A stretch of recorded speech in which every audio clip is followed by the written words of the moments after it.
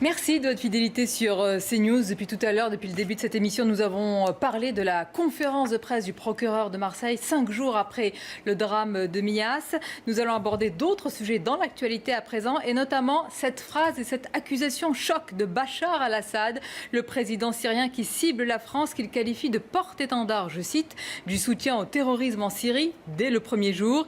Réaction immédiate et virulente du ministre des Affaires étrangères et du président de la République, Emmanuel Macron. Le débat est à suivre.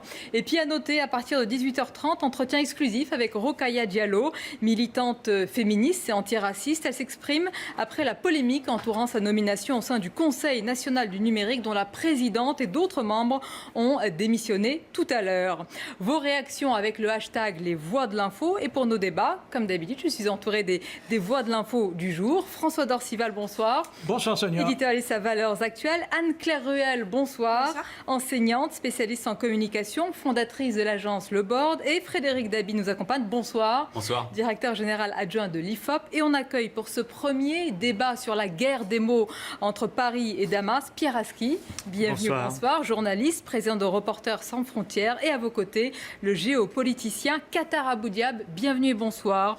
Je vous le disais, la guerre des mots, après la guerre sur le terrain, Bachar al-Assad accuse la France de soutien au terrorisme et les réactions n'ont pas tardé à la fois du ministre des Affaires étrangères Jean-Yves Le Drian et du président de la République Emmanuel Macron. On les écoute tous deux. Je ne crois pas pour ma part qu'on puisse construire une paix durable et une solution politique sans la Syrie et les Syriens. Je ne crois pas pour autant que la Syrie se résume à Bachar el-Assad. Voilà ma position. Donc nous avons sur le plan militaire une priorité, la guerre contre Daesh. C'est pour ça que ces propos étaient inacceptables. Si quelqu'un a combattu et peut gagner d'ici la fin février contre Daesh, c'est la coalition internationale. Tous les autres ont eu des ambiguïtés. Tous les autres ont eu des priorités. C'était de frapper leurs opposants, pas de frapper les terroristes, leurs opposants. Nous avons été cohérents depuis le début, parce que nous avons un ennemi. Cet ennemi, c'est Daesh.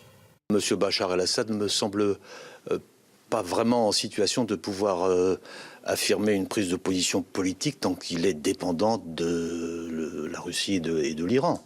Ensuite, quand on a été le premier à libérer les djihadistes de Daesh, on ne nous donne pas de leçons. Et enfin, quand on a passé son temps à massacrer son peuple, on a généralement un peu plus de discrétion. Voilà pour la réponse du ministre des Affaires étrangères et le président qui affirme que la France a été cohérente en matière, en tous les cas, sur la Syrie. Rappelons tout d'abord, Pierre Aski, le contexte. Nous arrivons à un moment où l'organisation terroriste État islamique perd la bataille militaire en Irak et en Syrie. Bachar al-Assad choisit de s'exprimer maintenant et de formuler ses accusations maintenant. Pourquoi, selon vous ? Comme toujours, quand on approche de la fin d'une guerre, c'est le moment où on est en train de préparer l'après-guerre. Et l'après-guerre, c'est les solutions politiques éventuelles. Et c'est à ce moment-là qu'il faut prendre des positions. On n'a pas beaucoup entendu Bachar el-Assad. En fait, pendant toutes ces années, il a parlé une fois tous les X mois dans une interview à une télé américaine ou européenne ou un journal. Et là, tout d'un coup, on le voit sortir. Il était récemment à Sochi chez Vladimir Poutine. On le voit aujourd'hui réagir à une petite phrase d'Emmanuel Macron. C'est inhabituel, mais c'est une nervosité qui correspond à un moment politique très précis. Et je pense qu'il veut absolument écarter la France de cette après-guerre. Parce que, il faut bien le dire, la France s'est opposée à lui depuis le premier jour. Elle l'a d'ailleurs payé dans la mesure où elle s'est marginalisée, puisque les gens qu'elle a soutenus n'ont pas gagné et sont aujourd'hui les grands perdants de ce conflit. Mais il est clair que Bachar el-Assad ne veut pas de Paris autour de la table. Oui, la France s'est opposée à lui, évidemment, Qatar Abou Diab, mais entre les deux quinquennats, il y a eu quand même une variation de la ligne de Paris assez franche. Sous François Hollande, c'était ni Bachar ni Daesh. Pour Emmanuel Macron, l'ennemi numéro un, c'est Daesh. Il y a quand même une nuance de taille. Même avec François Hollande, à partir de septembre 2014, la ligne était, la priorité n'est pas l'éviction de Bachar al-Assad, la priorité c'est Daesh. Et avec Macron, il y avait même une main tendue à Bachar al-Assad et cette main a été refusée. Donc Assad veut écarter la France à tout prix pour punir la France pour ses positions. Je rappelle quand même que c'est Jacques Chirac quand même qui a préparé l'arrivée de Bachar al-Assad avec feu Rafiq Hariri. La France a tenté même avec Sarkozy, après l'assassinat de Rafiq Hariri, de rétablir les ponts avec Bachar al-Assad. Toujours c'est Bachar al-Assad qui a refoulé la France. Une fois de plus, Bachar al-Assad est infréquentable et je pense que tout parie sur Bachar al-Assad. Malgré tous les soutiens. Attendez, infréquentable, mais incontournable. Incontournable à cause de quoi? À cause de la Russie et à cause de l'Iran. Je peux vous confirmer que même la Russie commence à poser des questions sur la validité de ses soutiens à Bachar al-Assad. Les véritables soutiens à Bachar al-Assad est iranien et je pense que c'est un moment critique pour voir comment un jour Russes et Américains vont négocier le sort de Bachar al-Assad. Alors ça c'est très important, Pierre Aski, parce que Bachar al-Assad, s'il s'exprime maintenant, c'est que soit il se sent en force, et il peut le faire, soit il sent qu'il y a un moment de fragilité. En force, ça veut dire qu'il est toujours aussi soutenu par les Russes et les Iraniens, soit il sent qu'il peut y avoir une défaillance de la part de l'un de ses alliés. Alors oui, parce qu'il ne faut pas faire comme si Bachar el-Assad était véritablement le maître de la situation. Il est aujourd'hui dans le camp des vainqueurs de ce conflit syrien parce que la Russie et l'Iran lui ont apporté un soutien décisif au moment où il était en train de flancher. Et clairement, si la Russie n'était pas intervenue à l'automne 2015, il était en train de s'écrouler militairement. Elle est intervenue, elle l'a remis en selle. Et aujourd'hui, c'est quand même les Russes et les Iraniens qui restent maîtres du jeu. Tout s'est passé, regardez ce qui s'est passé ces derniers temps à Sochi. Vous avez eu ce sommet tripartite étonnant avec Erdogan, le Turc, l'Iranien et le Russe, une alliance quand même étrange dans la mesure où il y a un membre de l'OTAN, l'Iran qui est la bête noire de Trump et Poutine qui est maître du jeu. Et donc, on a aujourd'hui cette situation où les parrains de Bachar el-Assad sont à la manœuvre pour organiser cette après-guerre. Et Bachar el-Assad, malgré toutes les réticences que peut avoir Vladimir Poutine à son égard, reste un pion indispensable. Il est aussi, il faut bien s'en souvenir, le garant de la légalité de tout ce que fait Poutine en Syrie. Quand il est intervenu, il n'a pas eu besoin d'un feu vert des Nations Unies. Il est venu à la demande du président légitime, légal plus que légitime, de la Syrie. Quelle est précisément la position de la France aujourd'hui? Emmanuel Macron, François Dorceval l'a rappelé lors de l'interview dimanche soir sur France 2, et il a dit ceci, je cite, « Oui, Assad est un criminel, mais on ne pourra pas, sans lui, tenter d'engager un processus de transition. » Oui, c'est en quoi, effectivement, Emmanuel Macron affirme une position diplomatique qui a pris une nouvelle direction depuis, comme vous l'avez dit, depuis 2014-2015. C'est-à-dire qu'on a vu l'orientation de la France changer. Maintenant, on a vu aussi le rôle que Emmanuel Macron vient de jouer au Proche-Orient, non pas sur ce théâtre-là, mais sur l'autre théâtre, c'est-à-dire le théâtre libanais et saoudien. Et là aussi intervient le conflit entre les Saoudiens et les Iraniens. Donc, toute phrase prononcée par Bachar el-Assad, nos confrères nous l'ont dit clairement, est illustrée par la position iranienne et la position russe. Or, nous-mêmes, nous voulons être à la fois du côté des Saoudiens sans mettre l'hostilité des Iraniens totalement hors du jeu. Et donc, c'est compliqué. C'est pourquoi toute déclaration suscite une controverse. Mais je note, c'est important ce que vous avez dit, Qatar Abu Dhabi, parce que peut-être qu'on va trop vite en disant le soutien iranien et le soutien russe. Vous avez peut-être vu quelque chose qui nous a échappé, c'est-à-dire une fragilisation des interrogations du soutien russe. Exactement. La façon d'accueillir Assad à Sochi n'est pas très honorable. Il a été exclu de son maître tripartite. Il n'a pas été le quatrième. D'autre part, lorsque Poutine est venu à cette base militaire russe, c'est lui qui a accueilli Assad, ce n'est pas le contraire. L'autre jour même, un vice-premier ministre russe, c'est la même chose. Plus ou moins, Assad est humilié par les Russes. Point, entre guillemets. Et pour cela, je pose la question à un moment donné, comment les Russes vont négocier le sort d'Assad? Bien sûr, ils vont garder, comme il l'a dit bien, c'est un pion de la légalité, c'est un pilier de la légalité de cette présence russe.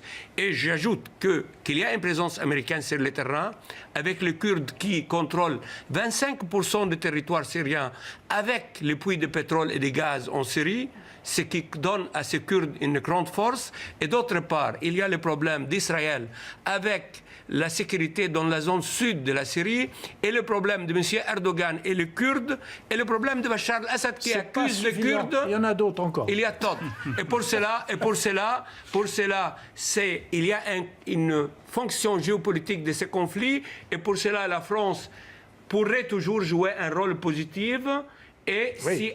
si elle bien mesure ses pas, et comment il faut garder à l'esprit qu'il y a toujours quand même des forces syriennes démocrates qui ont besoin de ces soutiens français. Alors on va analyser différents aspects avec vous, Anne-Claire Ruel, vous êtes spécialiste de communication. C'était aussi une guerre de communication avec des médias interposés, une guerre des mots. Frédéric Dabi, spécialiste de l'opinion. On va voir comment en France aujourd'hui, est-ce qu'on s'est converti, je fais attention aux mots, au pragmatisme ou à la réelle politique pour ces questions-là. Pierre Aski, on va d'abord écouter d'où tout cela est parti. C'est l'accusation de Bachar al-Assad.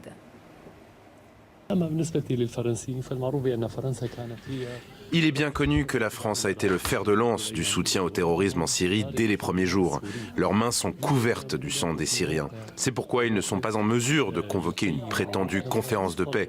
Ceux qui soutiennent le terrorisme n'ont aucun droit de parler de paix. Faux. Oui. On peut quand même poser la question de savoir s'il fallait répondre. Parce que si le président français répond, il, j'allais dire, accorde toute la légitimité aux dirigeants syriens également. Oui, mais c'était quand même une accusation grave et infamante. Donc je pense que la réponse de Le Drian, qui était en plus cinglante et inhabituelle, parce qu'on n'a pas beaucoup l'habitude d'entendre Le Drian aussi radical dans ses phrases, elle était indispensable parce que l'accusation était grave. Ce qui est intéressant, c'est que lorsque, Qatar l'a dit tout à l'heure, quand Emmanuel Macron a dit qu'il ne faisait plus du départ de Bachar el-Assad le préalable, on n'a pas entendu Bachar el-Assad réagir à cette main tendue, ou en tout cas à cette petite ouverture. Et on l'entend maintenant, alors que cette porte est en train de se refermer. Et je pense que c'est le signe aussi que la France n'a pas encore trouvé le moyen de se mettre dans le jeu. De se remettre dans le jeu. On l'a dit, sur le Liban, elle a été effectivement efficace lorsqu'il y a eu l'affaire Saad Hariri. Elle a permis le retour du Premier ministre libanais à Beyrouth et en fonction. Sur le dossier syrien, ça fait maintenant 7 mois depuis tout à fait le début du mandat d'Emmanuel Macron qu'il essaye de trouver la porte d'entrée. Pour l'instant, il ne l'a pas trouvée. Et cette guerre des mots, elle est peut-être le signe que la porte est verrouillée à double tour pour un pays comme la France, qui n'est pas un acteur majeur de cette crise, même si on a participé à la coalition internationale. D'ailleurs, c'est intéressant parce que Sacha Guitry disait « Un diplomate, ça ne se fâche pas, ça prend des notes ». Donc là, concrètement, on voit que c'est le retour de la France dans le jeu, et c'est effectivement un signe de peut-être la fragilisation des positions d'Al-Assad sur le terrain. Mais dans toute guerre, il y a cette bataille de communication, cette guerre des mots. François Dorcival, ce qui se joue, comme l'a dit Pierre Aski, c'est l'après. On est déjà dans l'après. Tout à fait. On voit que ça s'accélère. Sans ça, Bachar el-Assad ne prenait pas la parole pour attaquer la France comme il l'a fait. La France agissait, lui de son côté, il ne parlait pas de nous. D'ailleurs, il y a quelque chose que je trouve très étonnant. Alors, je ne sais pas si quelqu'un a la réponse, mais c'est de donner un timing pour la fin de la guerre. Février 2018, je trouve ça non, extrêmement... pas toute la guerre contre... Effectivement, mais normalement, il est d'usage, voilà, on ne donne jamais de date, il y a le timing, et il y a comment c'est perçu également dans l'opinion. C'est peut-être pour l'opinion qu'on donne ce genre d'échéance rarement, j'allais dire, respectée. Dans l'opinion, est-ce qu'il y a eu un basculement de l'opinion, non pas vis-à-vis de Bachar al-Assad, mais vis-à-vis de cette guerre qui dure, et de notre politique étrangère par rapport à cela, Frédéric Dabi? Oui, il y a eu un basculement très clair, c'est l'avant et après terrorisme de 2015. Lorsqu'on regarde le regard des Français sur la Syrie, il faut le dire, c'est d'abord une indifférence extrêmement forte. Lorsque Nicolas Sarkozy invite le 14 juillet 2008 Bachar el-Assad, il n'y a pas de réaction, alors que la visite du colonel Kadhafi avait suscité un tollé, avait suscité une première petite baisse d'opinion du président. Il y a une indifférence qui est moteur dans le souhait des Français, que mesurait l'IFOP en septembre 2013, de non-intervention en Syrie suite aux attaques chimiques. On oublie de dire que la deuxième très grande baisse de popularité du président Hollande en septembre 2013, c'est certes la réactivation du ras-le-bol fiscal théorisé par son ministre de l'économie à l'époque, mais il y a aussi, à gauche comme à droite, on retrouve les ferments, si je puis dire, de non-intervention irakien en France de 2003, qui est un refus total de voir la France s'engager en Syrie. Et puis, il y a cette véritable axiome qui est, quand les choses concernent les Français, ils regardent avec un peu plus d'intérêt. La prise de conscience que ce qui s'est passé en France en 2015, aussi bien en janvier qu'en novembre, avait un lien plus ou moins fort avec la situation, avec Daesh, avec ce qui se passait en Irak et en Syrie. Et depuis, quand chaque mois, dans l'enquête mensuelle de Paris Match, nous travaillons sur les conversations des Français, dès que l'on travaille sur les questions internationales, les questions d'Irak, des questions de Syrie, il y a un niveau d'intérêt extrêmement fort qui va bien au-delà du degré d'intérêt traditionnel qui est circonscrit aux personnes diplômées, aux personnes âgées ou aux catégories sociales supérieures. C'est un vrai sujet pour les Français. C'est ce que vous avez dit au président de la République. Pardon ? C'est ce que vous avez dit au président de la République. À quel moment ? Je veux dire, l'intérêt que les Français éprouvent dans des conversations pour le Proche-Orient, le président de la République l'a compris à travers vos enquêtes. Sans doute. Voilà. Alors, au moins, il y a un apprentissage aussi, et puis peut-être une conversion. Peut-être que le mot n'est pas le bon, réel politique, mais est-ce que certains, et beaucoup, admettent qu'Attar Abou Diab aujourd'hui, ou se résignent en tous les cas à penser, sans le dire publiquement, que l'avenir du pays, il est lié, malheureusement qu'on le veuille ou pas, à Bachar al-Assad? Avant tout, j'explique que cette nervosité de Bachar al-Assad s'explique quand même par un maintien de la position diplomatique de la France concernant le processus de Genève, la résolution onusienne 2254 qui permet à l'envoyé spécial de l'ONU de continuer à superviser ces négociations entre le pouvoir et l'opposition. Et jusqu'à maintenant, Assad veut échapper de ces processus pour aller à Sochi. Et l'un des signes de la nervosité que la France tient à ces processus. Voilà. Donc, Assad, bien sûr, le régime d'Assad, à cause de ses soutiens russes et iraniens, il est incontournable. Pour cela, le président Macron, par réalisme politique, il a parlé avec les représentants de ces régimes. Oui. Même l'opposition syrienne parle avec les représentants. Même l'opposition syrienne réunie à Riyad, avec l'impulsion saoudienne et russe, française, américaine, a fait beaucoup de concessions. Mais le pouvoir syrien, c'est un pouvoir intégral, absolu. C'est-à-dire, c'est le tout ou rien. Il ne veut rien céder. Et pour cela, à un moment donné, ce serait les tests pour le Russe, comment, à un moment donné, obliger ce pouvoir à céder. Et à mon avis, c'est là où la France pourrait entrer dans la ligne. Je pense que la bonne adresse pour M. Macron, ce n'est pas Bachar al-Assad. La bonne adresse, c'est Vladimir Poutine. Mais ça, on l'a reçu à Versailles, c'est pas pour rien comme Trump. Non, moi je pense que la bonne adresse, c'est Téhéran. Parce que, voilà. parce que je pense... Mais les deux ne sont pas contradictoires. Les deux ne sont pas contradictoires, mais j'ai l'impression que la porte d'entrée pour Emmanuel Macron passera plus facilement par Téhéran que par Moscou. Seulement la difficulté, ce sont les Saoudiens dans l'affaire de Téhéran. Oui, mais c'est en élargissant le débat et pas simplement le restreignant à la Syrie. Voilà. Absolument. Merci à vous. La suite de votre débat. Et peut-être justement que cette ligne adoptée par la France profite à Emmanuel Macron dans les sondages, car il est vrai que la popularité du président est à un niveau élevé, très élevé. Vous le confirmez, François d'Orcival? Mais je le confirme, on va en a les parler dans chiffres, quelques instants. 52, Comment l'expliquer 54. Et surtout, qu'attendent les Français? On va écouter à ce sujet Emmanuel Macron.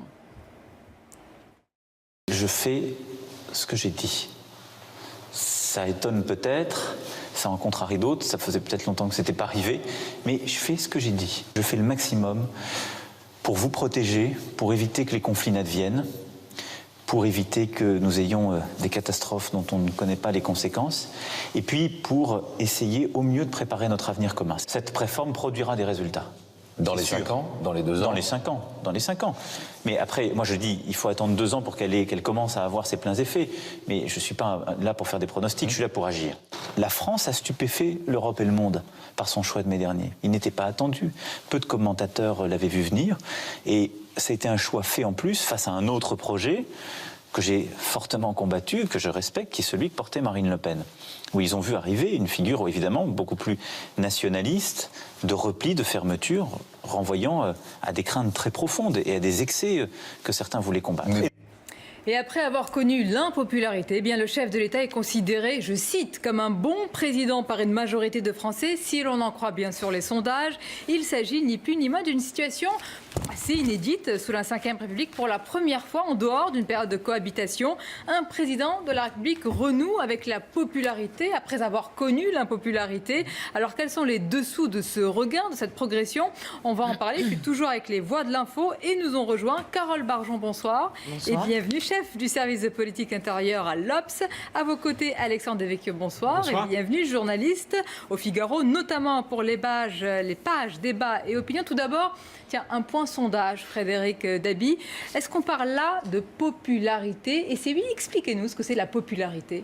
La popularité, c'est répondre à plusieurs questions sur la manière dont on perçoit l'action du chef de l'État. Est-ce qu'on en est satisfait ou mécontent? Est-ce qu'on a une bonne ou mauvaise opinion? La popularité est un terme qui renvoie à toute une série de dimensions. Vous l'avez dit, Sonia, on a assisté dans le JDD d'avant-hier à vraiment quelque chose d'inédit. Le baromètre IFOP, qui est le plus ancien de la Ve République, avait livré une sorte d'axiome, une loi d'airain, qui est quand on monte sur le toboggan de l'impopularité, on ne remonte jamais, sauf période de cohabitation où le président devient une sorte de roi fainéant.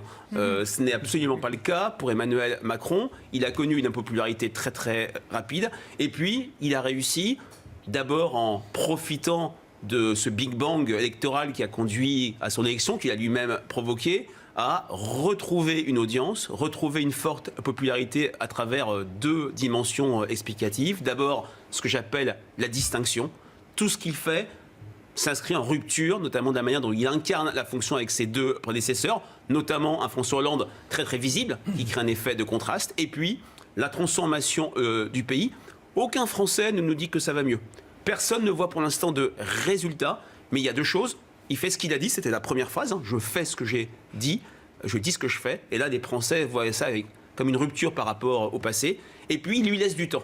C'est vrai que le président mais Hollande... ils attendent les résultats. Ah bah bien sûr, Ah oui. mais on lui laisse du temps, c'est explicitement dit. Quand on a deux présidents dans un contexte de bipolarisation qui, dès septembre 2012, pour François Hollande, dès janvier 2000, pour Nicolas Sarkozy, était sous la pression de l'opposition des Français, là, il est sur une attente bienveillante, mais vous avez raison de le dire, pour l'instant sans résultat. Oui, et prudence en tous les cas, parce que s'il y a un renversement, il peut quand même avoir lieu dans l'autre sens. Mais il est quand même inédit, Carole Barjon, vous êtes d'accord? C'est assez rare de voir cette progression dans ce sens-là, d'une impopularité vers la popularité, alors qu'il rentre dans le cœur de l'action.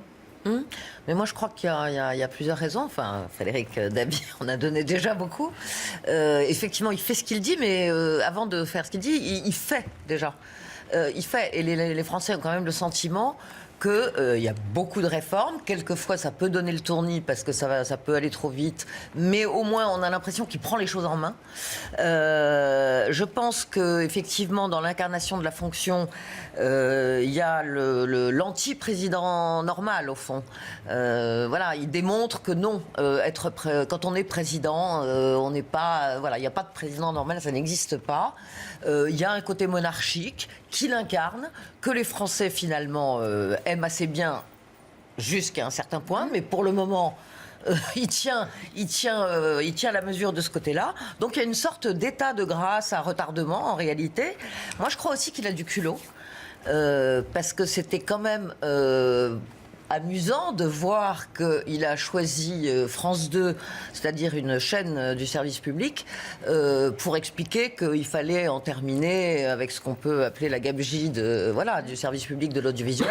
Et il le dit sans phare sur France 2, quoi. Donc je pense qu'il y a tout ce genre de choses qui font que pour le moment, les Français lui donnent sa chance. Alors les Français lui donnent sa chance, mais plus précisément, Alexandre Devecchio, auprès de qui il est populaire? D'abord, ce sont les électeurs de droite. Et pourquoi? Est-ce qu'il fait peut-être ce qu'il dit, mais est-ce qu'il fait ce que n'a pas fait la droite ou ce qu'a dit la droite et qu'elle n'a pas fait? Moi, j'ai un seul point de désaccord avec ce que j'ai entendu, c'est il fait ce qu'il dit. Non, il ne fait pas ce qu'il a dit pendant la campagne. Il fait exactement le contraire sur bien des points. C'est un président qui a été élu avec une majorité extrêmement faible en s'adressant aux catégories des grandes métropoles plutôt aisées, avec une politique très très européenne, pro-ouverture, un peu multiculturaliste aussi. On ne connaissait pas très bien ses positions sur les questions régaliennes.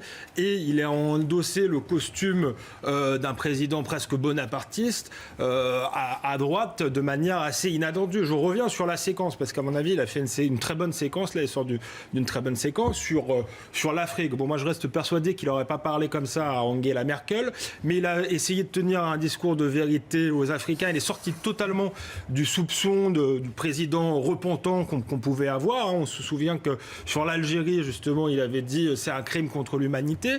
Il a fait un déplacement en Algérie. Il a expliqué à un jeune Algérien vous n'avez pas connu la guerre, pourquoi vous êtes dans ce discours victimaire là.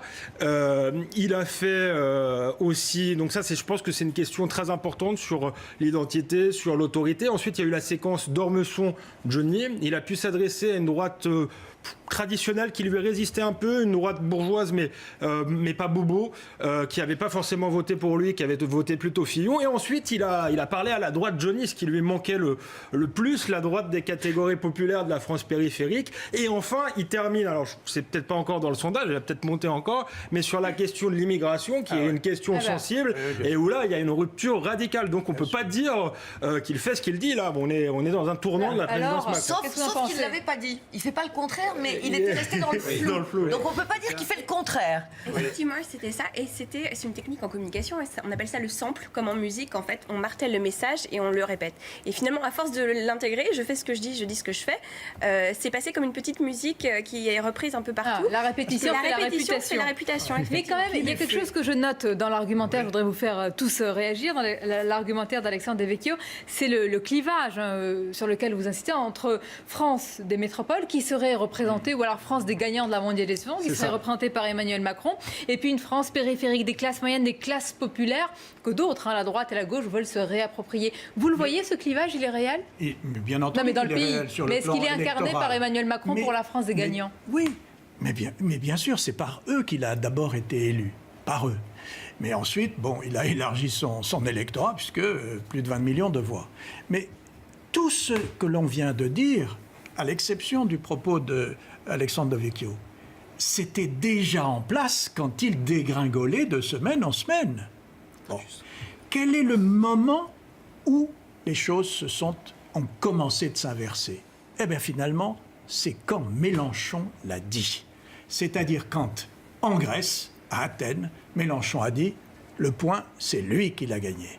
Et là, nous n'étions pas encore dans la fin de la séquence. Nous étions exclusivement dans une séquence d'autorité, de résistance sur l'affaire du Code du travail. Les manifestations de rue n'ont eu aucun impact sur son comportement. Aucun. Comme de l'eau sur les ailes du canard. Et à partir de là, il a pris l'autorité. Non seulement il l'a affirmée, il l'a montrée, mais il l'a prise politiquement. Et ensuite, les choses se sont déroulées comme nous l'avons dit. Mais, effectivement, la droite lui avait déjà donné son acquis, si je puis dire.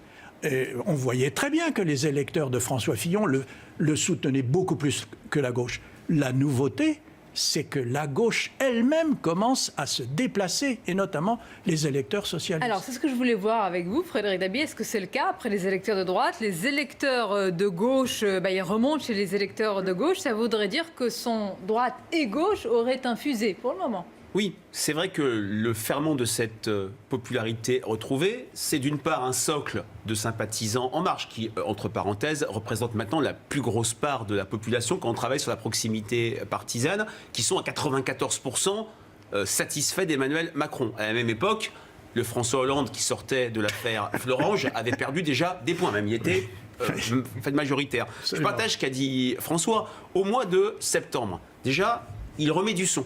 L'interview du Point, où, alors qu'on a vu beaucoup d'images et pas de son pendant l'été, il a remis son action en perspective. Deuxièmement, il tient sur la loi travail. Cette loi a été impopulaire. Elle a été un des clous sur le cercueil de la non-candidature de François Hollande. Pourquoi ça marche avec Macron? Et là, j'ai un point de divergence avec Alexandre. C'est parce qu'il l'a annoncé tout au long de sa campagne. Et puis, récemment, c'est vrai qu'il a regagné des points à gauche, pas parce que il fait une politique de gauche. Quand on interroge pour l'humanité les gens qui se sentent de gauche, clairement, la politique est de droite. C'est tout simplement faute de combattants. À gauche, il n'y a pas de réceptacle à une éventuelle insatisfaction de l'action du président. Est-ce que l'autre facteur essentiel de cette remontada, on va dire, c'est la faiblesse de l'opposition Carole Barjot, même si ça commence à se structurer à droite avec un Laurent Wauquiez qui va devoir occuper sa place de chef, mais c'est la faiblesse de l'opposition aujourd'hui. Oui. Eh ben, faute de combattants sur un ring, vous paraissez plus fort. Bien sûr, on le dit beaucoup, on sait bien qu'il n'y a pas d'opposition pour le moment et on voit bien que Laurent Wauquiez va avoir fort à faire pour incarner l'opposition et dire quelque chose. Parce qu'à partir du moment où Macron vient effectivement sur des terrains régaliens et notamment celui de l'immigration, ça va être vraiment compliqué. Mais, pardon, mais je trouve qu'on dit, voilà, les électeurs, c'est une politique de droite. Mais sur l'immigration précisément, je trouve que c'est très compliqué de dire que c'est forcément de droite. En matière économique et sociale. Parce que quand on voit les sondages, donc là, vous me corrigerez, Frédéric Davy, mais on voit qu'il y a une majorité de Français pour lesquels c'est quand même un problème. Il y avait même une majorité de Français qui pensaient qu'il y avait trop d'étrangers en France. Donc, si c'est une majorité, c'est qu'il n'y a pas que des électeurs de droite. Bien entendu. Et c'est pour ça, je pense, que Macron est en train de reprendre des points. D'ailleurs, dans la dernière enquête, il reprend 10 points de satisfait chez les électeurs frontistes. Il partait de bas, il passe de 17 à 27%. Alors, il faut passer, j'allais dire, maintenant des actes paroles, parce que sur l'immigration, on va préciser qu'on parle d'un projet de loi qui n'est pas encore arrivé. Il y a des questions sur la laïcité, et il y a d'autres questions. Est-ce que sur ces questions-là, il est en train de combler certaines fragilités que certains lui ont prêtées, selon vous, Alexandre Devecchio ? Oui, il est en train de la combler. Après, si les actes et la politique ne suivent pas les mots, ça ne suffira pas. La réalité rattrape toujours les gouvernants, donc ça le temps le dira, mais il est en train de le combler et il le fait de manière méthodique. C'est ce que je disais tout à l'heure, il avait un électorat bobo, je dis c'est un peu réducteur, mais c'est vrai, il a conquis une droite classique, plutôt libérale, et là il s'attaque à son énorme point faible qui était les classes populaires, et c'est pas étonnant s'il prend 10 points aux électeurs FN. Et là c'est un vivier électoral très important, ça va être un vrai problème pour Laurent Wauquiez qui vise cet électorat-là. Ça montre peut-être d'ailleurs que l'opposition à Laurent Wauquiez, de Laurent Wauquiez n'est pas si mauvaise que ça. Et Emmanuel Macron, qui est très malin, très plastique, tout de suite s'est adapté et est venu sur le thème de l'immigration lui prendre une partie de son espace. Maintenant, je crois que la France est quand même extrêmement malade, c'est un pays extrêmement fragile. Pour l'instant, le chômage n'a pas baissé, les tensions communautaires, identitaires n'ont pas disparu, l'insécurité culturelle, physique n'a pas disparu. Et s'il n'y a pas de résultats concrets, il y aura un retour de bâton d'autant plus fort. Est-ce qu'il n'y a pas quelque part, et là je lis, ce sont des questions qui sont inspirées par nos téléspectateurs qui réagissent sur les réseaux sociaux, est-ce qu'il n'y a pas une forme, Carole Barjot, de résignation ? C'est-à-dire qu'on a tellement attendu, pour ceux qui y croient, de la part des responsables politiques, qu'on a envie que ça marche cette fois-ci, qu'on lui donne sa chance peut-être davantage à d'autres. C'est ce qui explique un état de grâce, parce que pour le moment, il n'y a pas encore les résultats. Personne n'a eu droit à ça. Personne n'a eu droit à ça. Il y avait toujours une impatience, etc. Et là, effectivement, on voit probablement parce que les deux précédents quinquennats ont déçu les électeurs. Et là, du coup, on se dit, on va peut-être laisser un peu le temps de faire. Au point d'ailleurs qu'Emmanuel Macron s'autorise à dire, notamment quand on l'interrogeait sur la loi travail l'autre jour, il y aura des résultats dans 5 ans. Franchement, là aussi c'est gonflé, mais c'est parce qu'il sait qu'il peut probablement se le permettre, parce que les Français, attendent parce qu'on attend des résultats. On attend des résultats, c'est vrai. Mais il y a déjà toute une mise en place qui est faite. Ça veut dire qu'il y a un budget qui a été voté. Et donc, il y a des actes qui figurent dans ce budget. Je vous signale que les fameux 5 € des APL, etc., on n'en parle plus. Les emplois aidés, il n'y a plus que la France Insoumise qui en parle, etc. Bon, tout ce qui est dans le budget est passé. Tout ce qui est dans la loi travail est passé. Tout ceci a été fait. Et donc, maintenant, oui, on attend des résultats, mais on a vu qu'il ne restait pas immobile ou qu'il ne démentait pas ce qu'il avait dit qu'il ferait. Je pense qu'il y a une chose qu'il ne faut pas sous-estimer, parce qu'on parle toujours de l'économie, du social, maintenant du régalien, mais il y a quelque chose qui est en toile de fond, qui est ce qui se passe sur l'école, avec Jean-Michel Blanquer. Et je pense que ça, c'est absolument fondamental, et que ça explique en grande partie, enfin, peut-être pas en grande partie, mais en partie, la popularité de Emmanuel Macron. Et là, les résultats vient de dire, parce que les deux leviers que j'ai évoqués, distinction avec les prédécesseurs, transformation, sont complètement présumés par ce qui se passe à l'école. La semaine dernière, dans notre balise pour CNews, on voyait que toutes les mesures proposées par le ministre Blanquer, encore peu connu des Français, mais qui gagnent beaucoup de parts de marché, notamment à droite et au Front National, si je puis dire, elles sont plébiscitées à des niveaux allant de 80 à 94%, y compris l'interdiction du voile pour les accompagnatrices de sortie scolaire. Là, de ce point de vue-là, l'opinion est complètement unanime. Les résultats, c'est le ferment essentiel, ce qui a fait battre Giscard d'Estaing en 81, Sarkozy en 2012, qui a empêché François Hollande de se présenter, c'est l'absence de résultats. Emmanuel Macron sera jugé sur ça, mais dans un contexte de fin de bipolarisation, on lui laisse du temps. On va revoir juste le sondage, parce que c'est l'IFOP, ça tombe bien en plus, Frédéric Dabi. Mais je voudrais préciser que s'il y a cette progression de la popularité, elle est également vraie pour le Premier ministre. C'est-à-dire qu'il y a un couple exécutif qui progresse. Généralement, et à chaque fois on a eu l'habitude d'en parler, il y a une sorte de décrochage pour l'un, pour l'autre, et on finit par se demander est-ce que le Premier ministre est plus populaire que le président, etc. Là, c'est un tandem qui marche, si je puis dire, hein, Alexandre Devecchio. Oui, bon, à mon avis, Macron a quand même transformé le Premier ministre en faire-valoir, et le Premier ministre bénéficie de la popularité du président de la République. D'habitude, c'est l'inverse, il bénéficie de son impopularité. Là, il est entraîné avec le président. Donc tout ça, de manière intéressante, malgré tout, ça traduit aussi une droitisation profonde du pays sur certaines questions qui commencent à faire consensus à gauche et à droite. On parlait de l'école, on parlait des questions d'immigration, etc.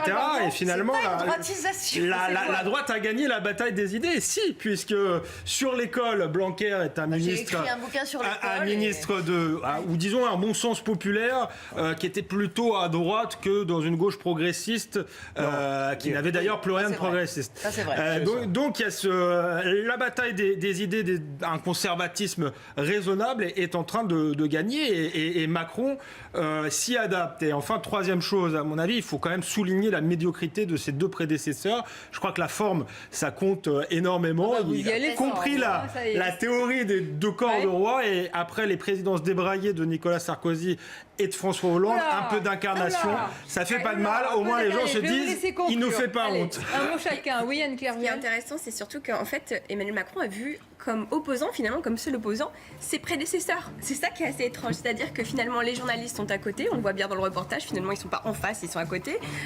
Et les oppositions sont complètement divisées. Et finalement, les opposants, ce sont juste les prédécesseurs. Et une fois qu'on a fait la discussion... Mais non, mais il a eu l'intelligence de comprendre que, par exemple, remettre l'école à l'endroit, ça n'est pas forcément de droite. Évidemment. Ça devait être aussi la mission de la gauche.